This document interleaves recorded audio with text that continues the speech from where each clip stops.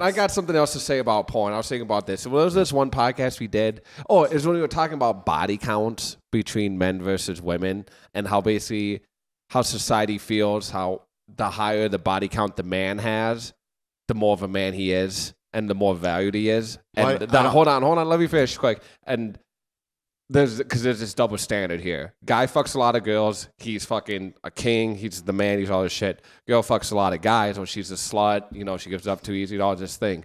Well, with that mindset, the more from a guy's point of view, the more girls you fuck, the more of a man you are. That would make male porn stars the top tier men that you could be. When I would actually argue that they're the lowest. And that goes for both men and women, porn stars. I don't feel... I think people value a man more by how much money he has versus how many girls he's had sex with. Yeah. I think that's the ultimate thing that people be like, oh, he's a boss by how much money they have. Now I'm going to call you out. I'm going to call your ass out now. You told me when you met Toxic King, there was a girl like doing something to him, and you're like, oh, hell no, I want that guy. He's sexy.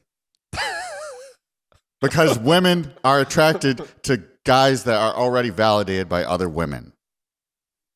And I can tell stories about myself. I remember when I was younger, I was with, in high school and stuff, I slept with a couple girls, and the friends would be like, oh, I heard this and that.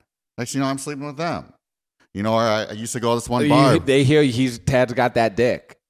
I don't know what they hear, but I just know, like, what happened. And I remember I used to go to this one bar. I used to bring different girls there. Next thing you know, the bartenders and servers there wanted to hook up with me. It's because they see that women are like, oh, what's special about this guy, Okay, first of all, let me correct my story, Ted, and tell you that there was a girl that came up and like shoved him or whatever, and he said, oh, that was someone I talked to a while ago. But then there was someone, because we hung out the whole like day and a half, that kept calling him back to back to back to back. So I finally was like, okay, can you answer it? Because I wanted to know. And he answers it, and she goes, you just fucked me right before you got to the club. And instead of, right... I was happy that happened though, because I didn't say anything, but I made a mental note, like, good to know. And we waited then for a week to do that till I visited him, because that made me not do that. So no, that didn't. But it made me wait. You still stuck around with him, and you're with him now, married.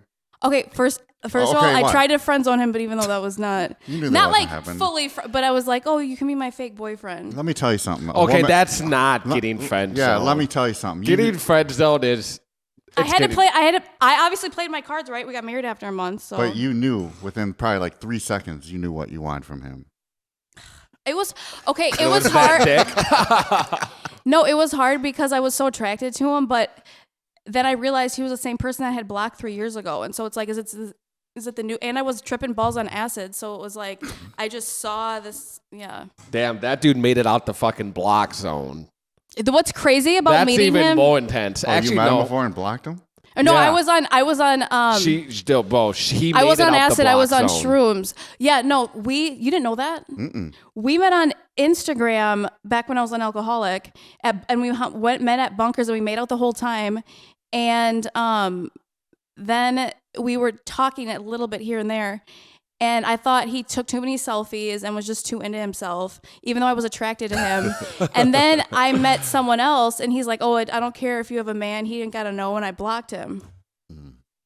I see. And I would have never thought that's the guy that I ended up marrying. So if there's anyone out there that there's someone on your blacklist, they may be your husband. They may be the one. And I approached him 3 years later. I didn't know it was the same person for like at least an hour. Yeah.